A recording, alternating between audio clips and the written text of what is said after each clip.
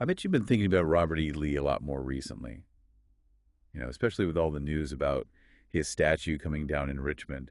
It feels like people are finally asking, who was this guy, really? Beyond the whole general thing. Yeah, it's kind of wild how those big public monuments can really kickstart a whole conversation about the actual person. Yeah. And with Lee, well, let's just say there's a lot to talk about. Totally. That's why I'm so glad we have Jonathan Horn's work to guide us. I was listening to him on the American History Hit podcast, and his book, The Man Who Would Not Be Washington, really digs into all those contradictions that make Lee such a fascinating figure. Horn's research is really great because he goes beyond just like the hero or villain stories you usually hear about Lee. It's more like, okay, this guy had some seriously tough choices to make, and understanding his background helps us make sense of it all. Okay, so let's do that. Let's go back to the beginning. His dad, Light Horse Harry Lee, was a total Revolutionary War hero, right? He even gave George Washington's eulogy. You'd think that would set Lee up for a pretty straightforward, patriotic kind of upbringing. You'd think so, wouldn't you? But here's the thing, Light Horse Harry, despite all that hero stuff, he wasn't so great with money. Left his family in a tough spot financially. And that really got to Robert E. Lee. Like, he was super focused on duty and responsibility, almost like he was trying to make up for his dad's mistakes. So it's like he was carrying all that baggage, the good and the bad, from his father. Wow. Makes you wonder how that shaped his own drive to succeed. Oh, absolutely. That dynamic's super important, especially when we get to Lee deciding to join the Confederacy. But before we jump ahead too far, we can't forget his mom either. She was all about self-control, something she thought her husband could have used a lot more of. Talk about a family full of contradictions. No kidding. The guy who praised Washington for his self-control couldn't even get his own life together. What do you think that did to young Robert E. Lee? Did he even notice all that? Or did he try to be different? Those are the million-dollar questions. We can't really know what was going on in his head back then, but looking at his family definitely gives us some clues. It's like trying to figure out how a building ended up so messed up. You got to look at the foundation, right? See where the cracks started. Exactly. Speaking of foundations, we got to talk about West Point. That's key to understanding Lee's path. He was top of his class, second to graduate, proving he had what it took to be a great military strategist. Except back then, West Point was more focused on engineering. Wait, so even though he was mastering military strategy, he ended up building forts and doing engineering stuff early on? Sounds like he was ready for something bigger, something that really used his brain for strategy. You got it. You can almost see him getting frustrated in his letters and writings. It's like he knew he was meant for more, but he didn't know how to get there. And that early ambition comes back in a big way later on when we look at his decision to join the Confederacy. It's almost like everything that happened early on, his family, his ambition, it was all building up to something. Right. Then there's this huge turning point. He marries Mary Anna Randolph Custis. She was the great-granddaughter of Martha Washington. Talk about a connection. That not only linked him to George Washington, but also gave him a ton of wealth and status. Did being part of that family make him feel even more like he had a big destiny, connected to the whole history of the country? It's impossible to separate Lee's ambition from all that history he was now surrounded by. Think about it. They lived at Arlington House, filled with stuff straight from Mount Vernon. Talk about pressure. Living in a place that screams, live up to the legacy. Yeah, that sounds almost suffocating. All those portraits of Washington staring down at you. And at the same time, Lee still wanted to make his own mark on history. Oh, and the irony, right? This house, a shrine to Washington, becomes Arlington National Cemetery. The very war Lee would lead ends up making his home a monument to its victims. It's kind of eerie when you think about it. You have to wonder if Lee, with all that Washington stuff around him, ever had a feeling that he might end up fighting against everything Washington stood for. It's a good question. One worth thinking about. And it leads us to a part of Lee's life that doesn't get talked about much. Yeah. The Mexican-American War. This was his first time in actual combat, and he really showed his skills. It's funny how that war, even though it was a big deal, gets overshadowed by the Civil War. It was like a training ground for all those future military leaders, right? Yeah. Wasn't that where Lee first met Ulysses S. Grant, the guy he'd end up fighting against? Yep. It's crazy, isn't it? Like a preview of what was to come. In the Mexican-American War, they were on the same side. Little did they know they'd be leading armies against each other just a few years later in a war that would tear the country apart. It's like something out of a Shakespeare play. First, they're buddies, then they're sworn enemies. But there's one more thing we need to talk about before the Civil War. Lee inherits the Custis estate. Yes, that inheritance. It made him rich and powerful, but it also put him right smack in the middle of the whole slavery debate. This is where things get really personal for Lee, and it's going to have huge consequences. Because now he's not just talking about slavery in some abstract way. He's in charge of actual enslaved people. People defended from those who were enslaved by George Washington, no less. Talk about a moral dilemma. You can just imagine the pressure he must have felt. On one hand, he's carrying on Washington's legacy, a guy who wanted to end slavery. On the other hand, he's trapped in that very system. It's like the ghosts of the past were coming back to haunt him, forcing him to choose a side. Exactly. And what he does next tells us a lot. In his letters, he admitted that slavery was evil, but he still managed enslaved people and even had one whipped. Hold on. There are stories about Lee whipping an enslaved woman. That doesn't sound like the honorable Southern gentleman everyone always talks about. I know, right? And even though people debate whether those stories are true, they show the real human cost of Lee's choices. He wasn't just dealing with ideas, he was dealing with real people's lives. It sounds like inheriting that estate, instead of making him a big shot, actually threw him into a major identity crisis.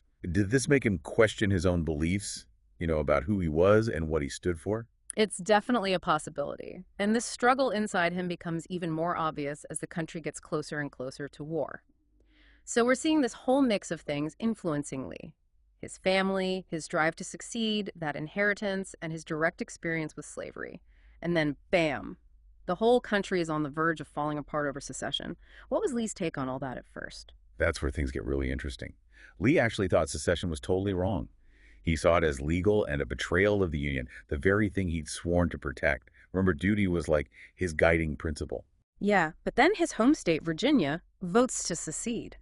Talk about a tough spot. Now he has to choose. Stay loyal to the Union or side with his state. What do you think was going through his head at that point? It had to be a total tug of war inside him. I've read that some historians think his belief in states' rights was a major factor. Others say it was more about the pressure from his Southern roots, the fear of being labeled a traitor to his own people. Right, and we can't forget about his personal interests either. The Custis estate, with all its enslaved workers, was at risk if the Confederacy lost. Could that have been part of his decision? Hard to say for sure, but it makes sense. His connection to slavery, through his inheritance and even his marriage, had to be on his mind big time during all this. And here's the craziest part.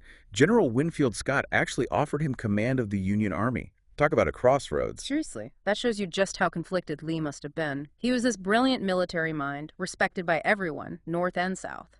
Leading the Union Army would have been the ultimate achievement, a chance to save the nation he'd sworn to defend. So what do you think he was wrestling with when he had to make that choice? Was it pure emotion, loyalty to Virginia, or something more calculated? It's a question that still gets debated, even now. Some people think that even though he disagreed with secession at first, Lee just couldn't bring himself to fight against his own people, his own family.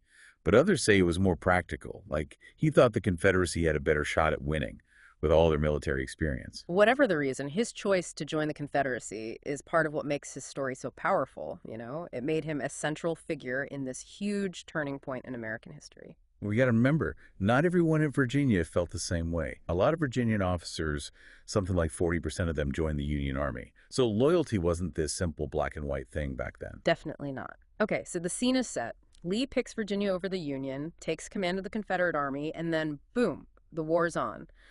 What does his leadership during this time tell us about him? I mean, both as a military guy and as a man dealing with the consequences of his choices. Well, Lee's leadership in the Civil War, it's a whole other can of worms. A lot of people see him as this brilliant strategist, someone who could outsmart his opponents, even though they had more men and better weapons. He was definitely skilled, but his first command out in Western Virginia, it wasn't exactly a smooth start. It's not like he was this unbeatable genius right off the bat. True. Lee's early campaigns weren't always wins. He had to learn from his mistakes, just like anyone. But you can't deny his strategic thinking and that unwavering focus on getting the Confederacy a victory. His plan seemed to be all about quick wins, hitting the Union hard and fast, breaking their spirit before they could really use all their resources and manpower. Do you think that was a realistic strategy, given what he was up against? It was a huge risk. But for a while, it looked like it might work. His victories in Virginia gave the Confederacy a boost and put a lot of pressure on the Union. He knew time wasn't on his side. He needed a knockout punch on Northern soil, something that would force Lincoln to give in and recognize the Confederacy. And then comes Gettysburg, arguably the biggest and most important battle of the whole war. Lee deciding to invade the North, to put everything on the line in that one fight, was a huge gamble, wouldn't you say? No doubt. Gettysburg was like the climax of everything you've been talking about. Yeah. Lee's ambition, his strategic thinking, his faith in the Confederacy, and that iron will of his. When it failed, it was a turning point. It dashed his hopes for a quick Confederate victory. And the sheer scale of that battle, the number of men who died on both sides, it's hard to wrap your head around. Over 50,000 casualties in just 3 days. It was a brutal reminder of what war really means, how committed both sides were to their cause. And for Lee, it was a personal blow, a huge defeat. He actually blamed himself for the loss at Gettysburg, even offered to resign to step down as commander. What do you think was going through his mind then? Was it just the loss of the battle, or was he starting to realize that the Confederacy might not win? It's tough to say for sure. But after Gettysburg, something seems to change in Lee. He becomes more somber, almost like he sees the writing on the wall. His later campaigns, even when he shows his tactical brilliance, have this defensive, almost desperate feel to them. It was the beginning of the end, right? The Confederacy had some wins early on, but in the long run, they couldn't compete with the North's resources and manpower. Exactly. And Lee, even though he believed in the cause, must have felt that defeat was coming. His army was still strong, but they were always on the back foot, facing a relentless enemy. It's amazing that he held on for almost 2 more years after Gettysburg. He inflicted heavy losses on the Union, fought with a tenacity that even his enemies admired. What kept him going, even when hope was fading? It's hard to know for sure, but I think it says a lot about who Lee was. His sense of duty, his loyalty to his men, those things ran deep. He couldn't just abandon them, even when the cause seemed lost. It showed what a strong leader he was, how he could inspire his troops, even in the worst situations. But eventually, even Lee had to face the truth. In April of 1865, outnumbered, outgunned, and with no supplies left, he surrendered to Ulysses S. Grant at Appomattox Courthouse. That moment marked the end of the war, the collapse of the Confederacy, and the start of a whole new chapter in American history. It's kind of strange how that surrender, a moment of defeat, is often seen in such a positive light. Lee is portrayed as this dignified figure, accepting defeat with grace, even comforting his soldiers. Was that just him trying to save face, or was it truly who he was? It's an interesting question. I think there's some truth to both sides. Lee knew his actions carried a lot of weight, and he wanted to make sure the surrender was peaceful, to stop any more bloodshed. His words and actions at Appomattox were crucial in preventing the war from turning into this drawn-out, messy guerrilla fight. He told his soldiers to go home, to rebuild their lives, to accept what had happened and try to move forward as one nation. And although we can't really know what was in his heart, his actions at Appomattox, the way he accepted defeat and called for peace, had a huge impact on what happened next. Absolutely. It's a complex legacy. Defiance and acceptance, military genius and devastating loss, all rolled into one. And it sets the stage for the final chapter of Lee's life, his post-war years. A time when he was struggling personally but still wanted to shape the future of the South, even though things were totally different now. It's kind of amazing how, even when he lost, Lee still had this big influence on what happened next. He pushed for everyone to come together, told people to stop fighting, and showed them that it was okay to accept the authority of the reunited nation. So what happened to him after he surrendered at Appomattox? I mean, he had been a leader in the Confederacy. What did that mean for him personally? Well, it wasn't pretty. He lost his U.S. citizenship, couldn't vote anymore, and basically couldn't hold any public office. A huge fall from grace for someone who had once been considered a national hero. So he was basically a man without a country. What was he supposed to do? Did he ever say he was sorry for what he did, for the choices he made? Lee never actually apologized in public for supporting the Confederacy. And from some of his private letters, it seems like he still believed in the idea of secession. But he always said that people should peacefully follow the federal government, that the country needed to be united. So he was trying to walk this fine line between admitting defeat, but still holding on to some of the beliefs that led him to war in the first place. What did he actually do with his life after the war? He needed to find a new purpose, a new way to help rebuild the South. He thought about becoming a farmer for a while, which would have been like what George Washington did after being president. But in the end, he became the president of Washington College, a small liberal arts school in Virginia. Wow, what a change. From leading armies to educating young people. What was he hoping to achieve at Washington College? Did he use his position to push for a specific vision of what the South should be? Lee was convinced that education was the key to the South's recovery, to making it successful again. He made a lot of changes at Washington College, expanded what they taught, brought in new professors, and emphasized practical skills along with the traditional academic stuff. He wanted his students to be ready for the opportunities of a unified nation, to be responsible citizens, and make a difference in their communities. It sounds like he was trying to get a new generation ready for a South that looked very different from the one he fought for. Did his opinions on race and equality change at all during this time? That's a big question. Even though Lee pushed for the South to progress economically and educationally, he still had pretty much the same views on racial equality. He didn't think black people were ready to be full citizens and thought they should find opportunities somewhere else, not in the South. A mixed bag, then. He was for education and reconciliation, but he couldn't quite let go of the prejudices of his time. It just goes to show that even people who play huge roles in history are still shaped by the time they lived in, with all its complexities and contradictions. Lee's story isn't just about being a hero or a villain, it's about ambition, duty, loyalty, and all the flaws that come with being human. And that brings us full circle, back to the removal of his statue in Richmond. It seems like the debate about those monuments isn't just about Lee himself, but about how we deal with those messy, complicated parts of American history. Exactly. These statues and symbols become like lightning rods for these bigger discussions about who we are as a nation, how we view our past, and what values we choose to live by today. There's no easy answer, is there? Lee's legacy forces us to look at uncomfortable truths about our history and how they still affect us today.